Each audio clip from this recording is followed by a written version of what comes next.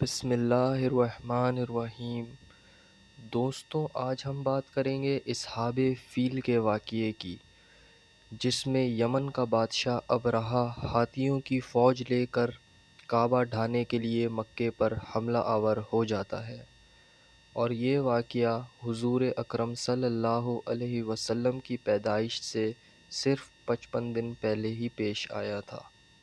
اس واقعے کا سبب یہ تھا کہ ابرہہ نے یمن کے دارالسلطنت صنعا میں ایک بہت ہی شاندار اور عالی شان گرجا گھر بنایا اور یہ کوشش کرنے لگا کہ عرب کے لوگ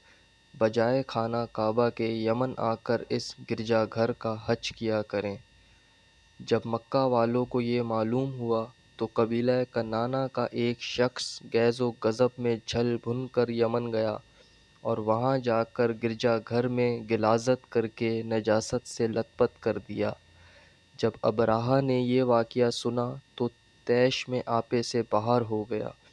اور خانہ کعبہ کو ڈھانے کے لیے ہاتھیوں کی فوج لے کر مکہ کے لیے نکل پڑا۔ اس فوج کے اگلے دستے نے مکہ والوں کے تمام اونٹوں اور دوسرے مویشیوں کو بھی چھین لیا، جس میں 200 یا 400 اونٹ عبد المطلب آپ صلی اللہ علیہ وسلم کے دادا کے تھے۔ عبد المطلب کو اس واقعے سے بڑا رنج پہنچا، چنانچہ آپ اس معاملے میں گفتگو کرنے کے لیے اس کے لشکر میں تشریف لے گئے۔ جب ابرہہ کو معلوم ہوا کہ قریش کا سردار اس سے ملاقات کرنے کے لیے آیا ہے تو اس نے آپ کو اپنے خیمے میں بلا لیا، اور جب عبد المطلب کو دیکھا کہ ایک بلند قامت، رعب دار اور نہایت ہی حسین و جمیل آدمی ہیں جن کی پیشانی پر نور نبوت کا جاہ و جلال چمک رہا ہے، تو صورت دیکھتے ہی ابرہہ مرعوب ہو گیا اور بے اختیار تخت شاہی سے اتر کر آپ کی تعظیم و تکریم کے لیے کھڑا ہو گیا اور اپنے برابر بٹھا کر دریافت کیا کہ کہیے سردار قریش، یہاں آپ کی تشریف آوری کا کیا مقصد ہے؟ عبد المطلب نے جواب دیا کہ ہمارے اونٹ اور بکریاں وغیرہ جو آپ کے لشکر کے سپاہی ہاک لائے ہیں، آپ ان سب مویشیوں کو ہمارے سپرد کر دیجئے۔ یہ سن کر ابرہہ نے کہا کہ اے سردار قریش، میں تو یہ سمجھتا تھا کہ آپ بہت ہی حوصلے مند اور شاندار آدمی ہیں، مگر آپ نے مجھ سے اپنے اونٹوں کا سوال کر کے میری نظروں میں اپنا وقار کم کر دیا۔ اونٹ اور بکری کی کیا حقیقت ہے؟ میں تو آپ کے کعبہ کو توڑ پھوڑ کر برباد کرنے کے لیے آیا ہوں، آپ نے اس کے بارے میں کوئی گفتگو نہیں کی۔ عبد المطلب نے نہایت ہی مخلصانہ اور سمجھداری سے کہا کہ مجھے تو اپنے اونٹوں سے مطلب ہے، کعبہ میرا گھر نہیں ہے بلکہ وہ خدا کا گھر ہے، وہ خود اپنے گھر کو بچا لے گا، مجھے کعبہ کی ذرا بھی فکر نہیں۔ یہ سن کر ابرہہ اپنے فرعونی لہجے میں کہنے لگا کہ اے سردار مکہ، سن لیجئے، میں کعبہ کو ڈھا کر اس کی اینٹ سے اینٹ بجا دوں گا اور روئے زمین میں اس کا نام و نشان مٹا دوں گا، کیونکہ مکہ والوں نے میرے گرجا گھر کی بڑی بے حرمتی کی ہے، اس لیے میں اس کا انتقام لینے کے لیے کعبہ کو مسمار کر دینا ضروری سمجھتا ہوں۔ عبد المطلب نے فرمایا کہ پھر آپ جانیں اور خدا جانے، میں آپ سے سفارش کرنے والا کون؟ اس گفتگو کے بعد ابرہہ نے تمام جانوروں کو واپس کر دینے کا حکم دیا اور عبد المطلب تمام اونٹوں اور بکریوں کو ساتھ لے کر اپنے گھر چلے آئے اور مکہ والوں سے فرمایا کہ تم لوگ اپنے اپنے مال مویشیوں کو لے کر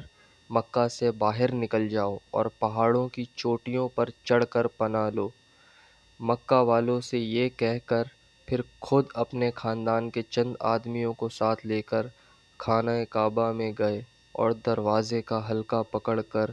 انتہائی بے قراری اور گریہ و زاری کے ساتھ دربار باری تعالیٰ میں اس طرح دعا مانگنے لگے کہ جس کا اردو میں ترجمہ یہ ہے: اے اللہ، بے شک ہر شخص اپنے اپنے گھر کی حفاظت کرتا ہے، لہٰذا تو بھی اپنے گھر کی حفاظت فرما، اور صلیب والوں اور صلیب کے پجاریوں